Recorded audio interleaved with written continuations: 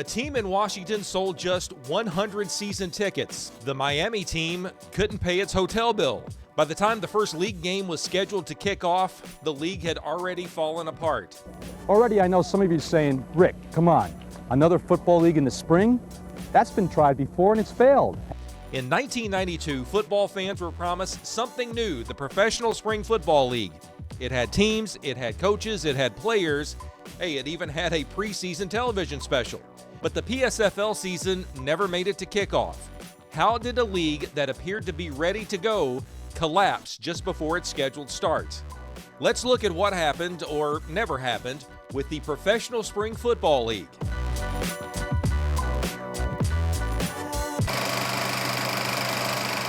We've seen this movie before, and it has the same ending. The USFL tried in the 1980s with star players and TV deals, but burned out in lawsuits and overspending.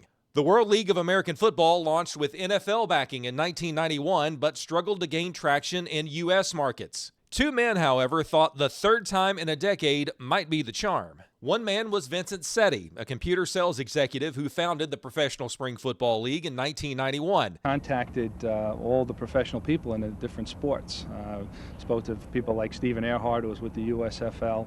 I spoke to Dennis Murphy, who was with the ABA, and just gentlemen like that who are in the sport, and asked them their opinions of what was good, what was bad, how can we make it better, what would you like to see out of a new league, and just put all that information together.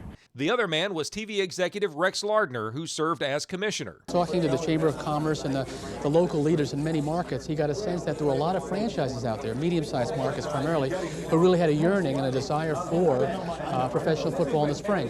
Sette and Lardner believe fans wanted a traditional American-style spring football league with some twists, like the universal ticket. When a fan buys a season ticket for their home team, they get the 8 home games package, and they also get 4 universal tickets to be used at any PSFL home game. As a member of the league, we have different advantages as far as sponsorship. So when you take that universal ticket, if you fly down to Tampa Bay, if you stay at a certain hotel, you get a discount. If you fly a certain airline, you get a discount. Another new wrinkle, two-point conversions, still years away from the NFL, would be in play along with sudden death overtime.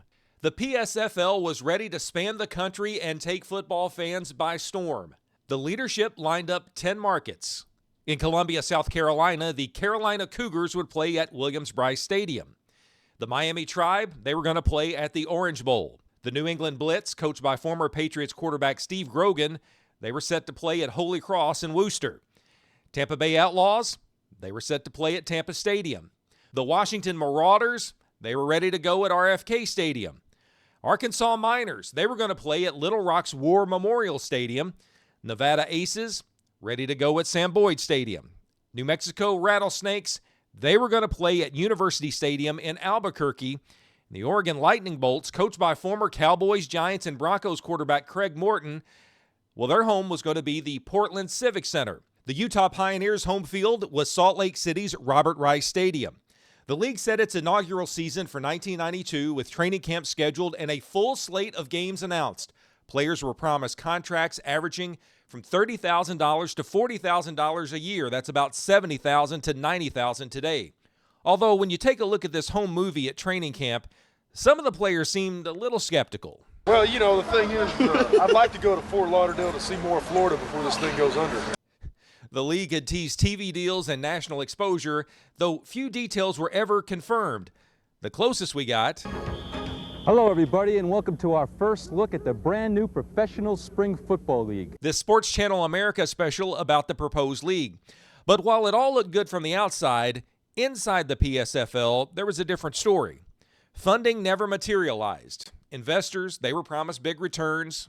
Then they started to grow nervous as kickoff approached. Stadium agreements were shaky at best, and some teams didn't even have proper facilities locked down. Coaches and players reported missing paychecks during training camps. The league's leadership kept assuring the media that everything was on track, but insiders already doubted it would even happen. We're here. We just wired the money into their account, okay? So we're going to be here till Friday, okay? At least Friday, okay? In Miami, the team folded after an exhibition game when its equipment was seized over an unpaid hotel bill. In Washington, only about 100 season tickets had been sold before kickoff.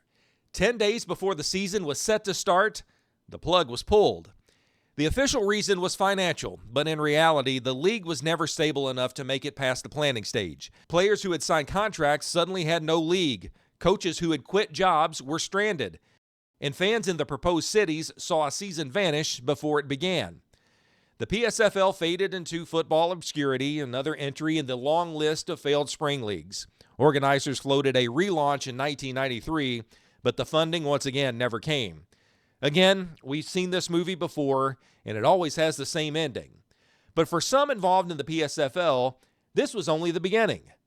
First, a quick word from Royal Retros, where you can find a huge collection of more than 200 retro football jerseys and other merchandise, ranging from historic pre-NFL leagues to the USFL, Arena Football League, World League, NFL Europe, XFL, WFL, and more.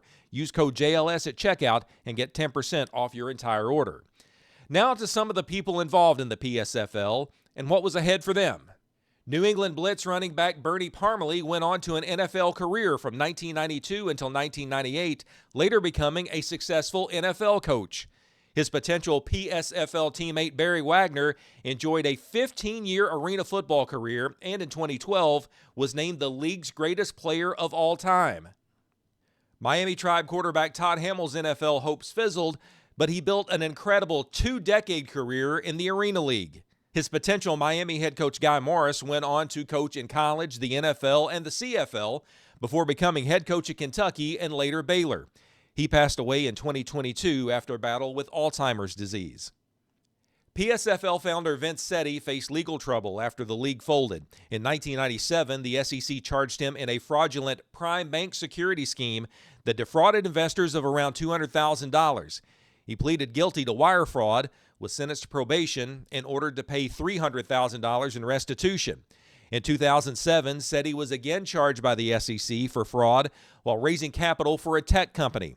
He was fined more than $2.3 million and barred from serving as an officer or director of a public company. Commissioner Rex Lardner made another attempt in 2016 with the Spring League of American Football, but that league never launched either. He passed away in 2023 at age 79.